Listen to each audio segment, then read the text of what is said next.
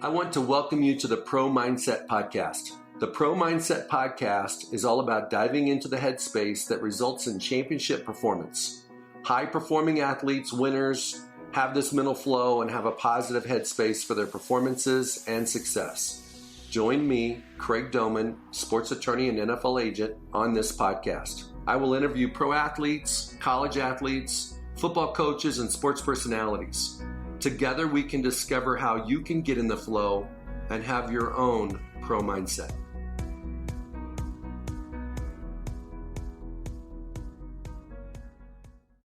Today on Pro Mindset Podcast, I am going to give a perspective on whether a player should declare for the draft or go back to school. And this year is a unique year because not only is it the typical 3-year player that's a redshirt sophomore, true junior, 4-year player, redshirt junior, true senior. It's everybody that's playing college football that has 3 or more years is eligible for the NFL draft.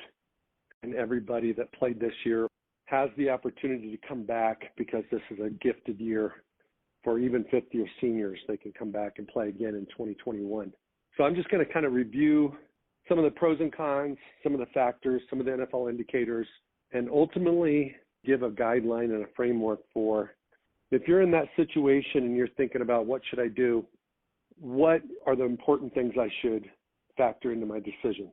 A lot of times players are influenced by what they see on Twitter, agents that reach out to them or their parents. They're influenced by their coaches. And a lot of times you don't know who to believe. You trust all those people.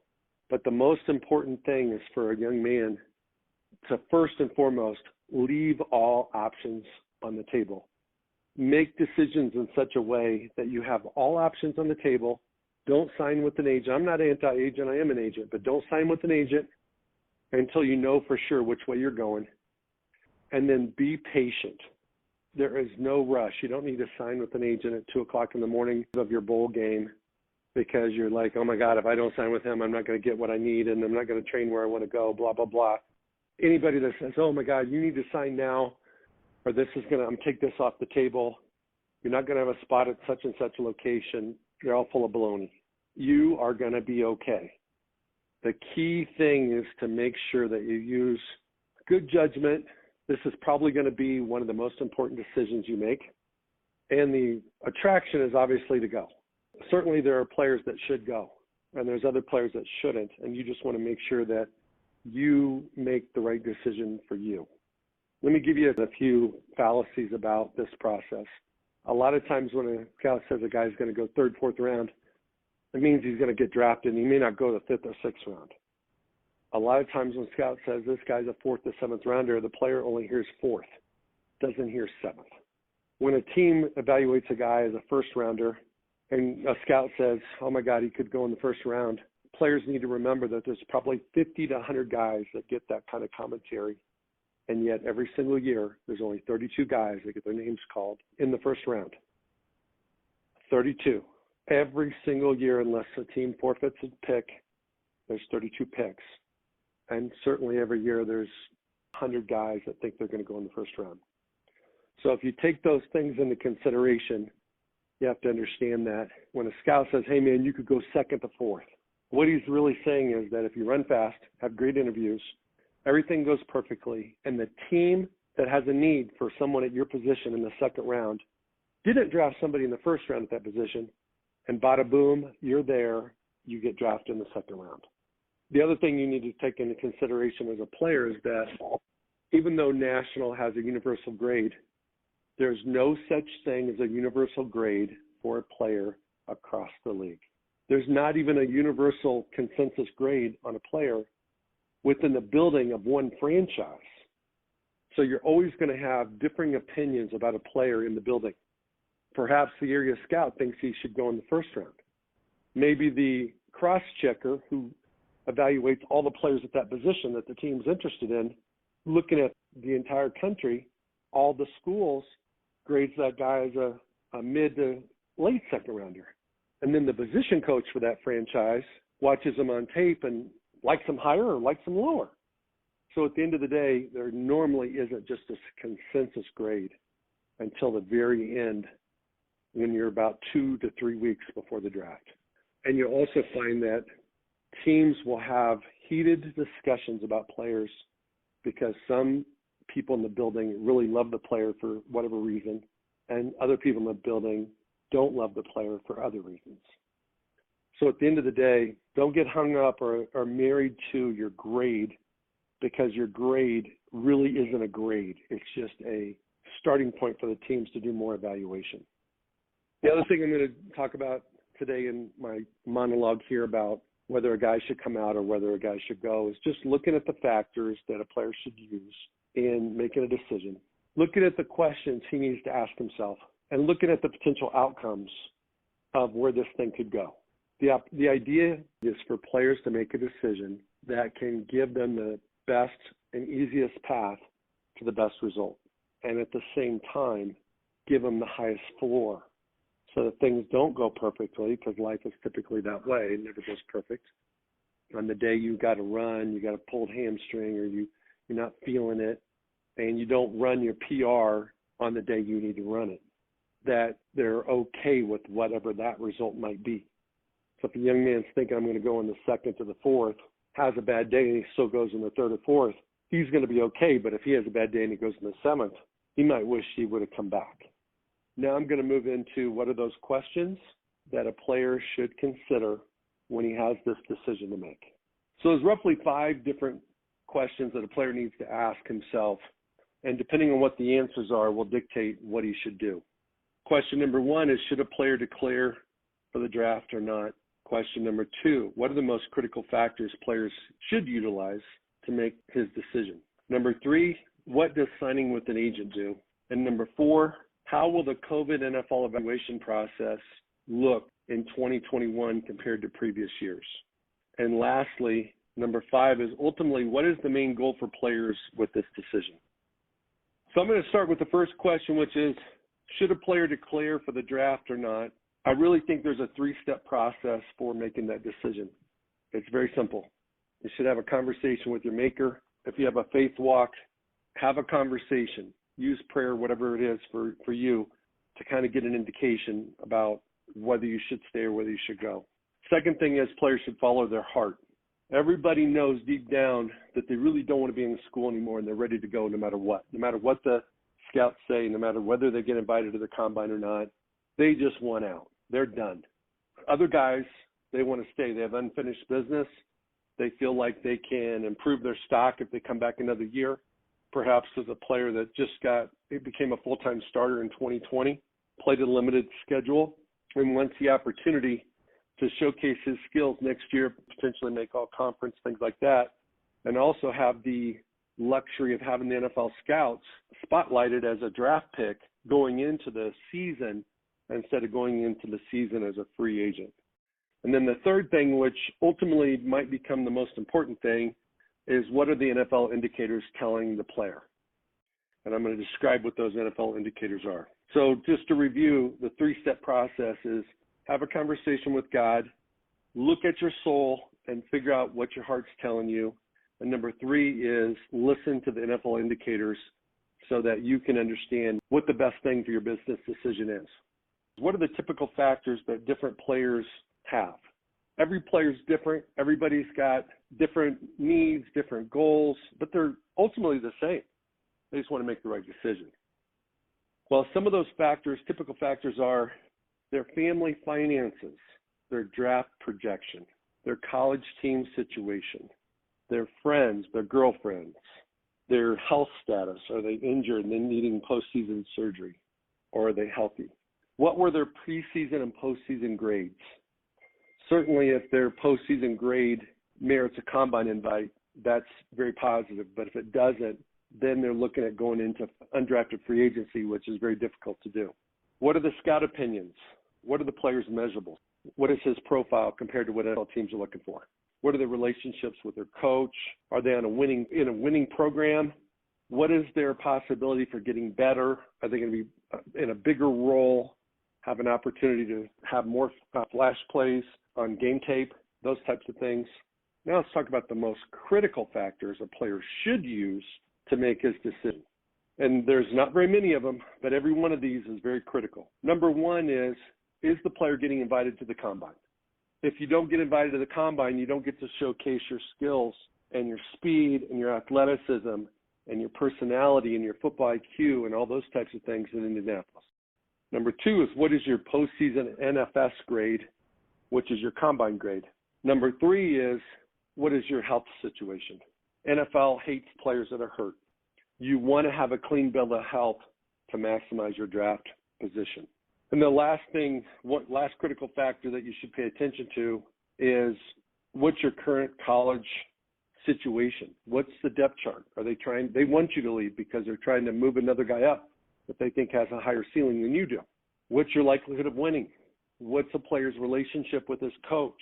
There's a lot of fractured relationships between players and coaches. And college players sometimes forget that they had some of that same stuff in high school, and they're going to have that same stuff when they go to the pros too. So don't hold that against your coach. And then the final thing is an honest opinion about what your ceiling is and your floor is, depending on whether you come out in 2021 or 2022. And some players think that they've got to come now because it's not going to get better. That's not true. Some players may think that if they come back, it's going to automatically increase their stock because they have one more year in college. That's not necessarily true. There is inherent risk in coming back. You can get injured. You can get replaced. You can fall out of favor with your coaches. You can just not play as well as you did this year. And then on the flip side, you could go to the league too soon and you're not ready. Perhaps your body's not ready, your mind's not ready, your football IQ's not there. And let's pretend that all those things are there. Well, then the other element is the NFL ready for you? Are they going to give you a fair shake? Are you going to get picked in the draft? And if you do, by the team that you fit the best with? There's no guarantee that happens. If you don't get selected in the draft, are you going to get a fair opportunity to make it? Undrafted rookies in 2020 had the poorest and least opportunity to make the 53 than any year I've been in the business, because they went from 90 roster spots in training camp to 80, because a lot of veteran coaches said, hey, we didn't draft you for a reason. We don't have time to develop you. We're not going to have any preseason games. We're just going to let you go. And they did. The number of preseason games is critical for young players. For older players, it doesn't matter. For young players, it's one of the most critical factors. When you look at this opportunity about whether to stay, whether to go, there's really two major components. One is, what is the smartest decision to give yourself the best opportunity to get in the NFL, to be drafted in the NFL, and to make the most money on your rookie contract? And then when you get drafted and you have a rookie contract and you show up for OTAs, and now you're an NFL player, the second part of this equation is, are you going to get the best opportunity to stay there? So many NFL players sign contracts and don't make any money on their contracts because they're not guaranteed. First rounders have 100% of their contract guaranteed for all 4 or 5 years. But everybody else only gets their signing bonus guaranteed, and a few guys get a little bit of their base salary, paragraph 5, guaranteed. But for the most part, it's just a signing bonus. The next one is, what happens when a player signs with an agent? It eliminates one of his options. He now has no option but to go pro. So if there's a young man out there that's trying to weigh his decision, wants to make the best decision, doesn't know what to do, the last thing you want to do right now is sign with an agent, because the combine invites normally go out around December 31st. For 2021 draft, I'm assuming that the combine invites are going to come out around the same time. If you're invited to the combine, now you need combine training if you're going to go. Now you need an agent to pay for your training. But if you want the opportunity to consider coming back, and let's say it's 60-40, 70-30 you want to leave, contingent upon whether or not you get a combine invite, you at least want to have the option to come back if you don't get that combine invite. And for some reason you sign with an agent today, you can't come back. Agents are great. Agents can provide feedback, scouting input. recommendations on training, funding for training, all these things. But the bad thing is they can't help an amateur who signs with him go back to being an amateur. So be very careful, be patient. I would recommend that a player wait until he has a combine invite before he signs with an agent. COVID and 2020 are going to be married forever. COVID has made so many wrinkles in the football world, especially college football. COVID has made so many adjustments and hurdles for players and teams this season, and testing every day and quarantining and contact tracing and sitting out games and canceling games and all these types of things. So let's talk about COVID's effect on the 2020 NFL draft. The COVID effect on last year's draft was that on March 12th of this year, the NFL suspended pro days. No NFL scouts went out to colleges to watch any players or time any players at pro days after March 12th. They suspended and eliminated pre-draft visits. They had a Zoom OTA process all through May and June. What's it going to be like in 2021? The East-West Shrine Game and the NFLPA All-Star Games are not having games. There's a 50-50 chance that the Senior Bowl is going to have a game. Apparently, the Hula Bowl is going to try to have a game over in Hawaii. And the question isn't so much about whether they're going to have a game. It's about whether the scouts and coaches in the NFL are actually going to be able to go to those practices and go to those games. And so there's a very high probability that even if the Senior Bowl happens, it will happen without scouts and coaches, and the practices will be videotaped. The game will be televised, and the NFL scouts and coaches will get copies and access to those videos, and that's how they'll be able to evaluate the players that are in that game. That's better than nothing, but that certainly isn't anything close to what it's been in the past, where NFL scouts are on the sidelines, they're in the drills, they're they're talking to the players before and after practice, before and after they get on the bus. They're talking to them in the hotel rooms. They've got meetings set up with the players that they have interest in, and that sometimes those will be 15 minutes, sometimes they'll be an hour. Sometimes players will have the opportunity to talk to multiple people in an organization in an interview setting at the Senior Bowl. Those won't happen. And then the NFL Combine this year is working on their protocols, and they haven't even communicated as of today with their own NFL teams on what the NFL Combine is going to look like in 2021. And so a lot of people have speculated that certainly it's not going to be business as usual. And business as usual was 5 days. You come in, they pick you up at the airport in Indianapolis in a shuttle, they take you straight to Memorial Hospital, and you get pulled and prodded, and they identify which body parts need MRI'd, and the players get a plethora of MRIs. Then the next day is a follow-up to medical, and then through those 5 days, ending with on the morning of the last day is the on-the-field workouts, the 40, the position drills, and then they put the guys on the shuttle and send them back home. But in between that time, there's contact every night with NFL teams via interviews, either formal interviews, and teams are limited to the number of players they can have, where you're meeting with the head coach, the GM, potentially the owner, your position coach, all those types of guys, the area scout. And then there's also informal interviews where they have a room right next to the Holiday Inn Hotel where the players stay in Indianapolis. You know, let's say the tight ends are flown in and they're all at the combine. The tight ends coaches and assistant tight ends coaches will go over and have like a meet and greet with all the tight ends at the combine. And so a player could literally almost talk to every NFL tight end coach in one night, maybe 5 minutes here, 10 minutes there. That won't happen this year. The coaches and the scouts are not allowed to come to Indy. So if you look at what it's been and what it's going to be, don't know for sure. One thing I do know for sure, it's not going to be the same as it's been. It's going to be less contact between the players and the teams, less opportunity for the players to make an impression on the teams.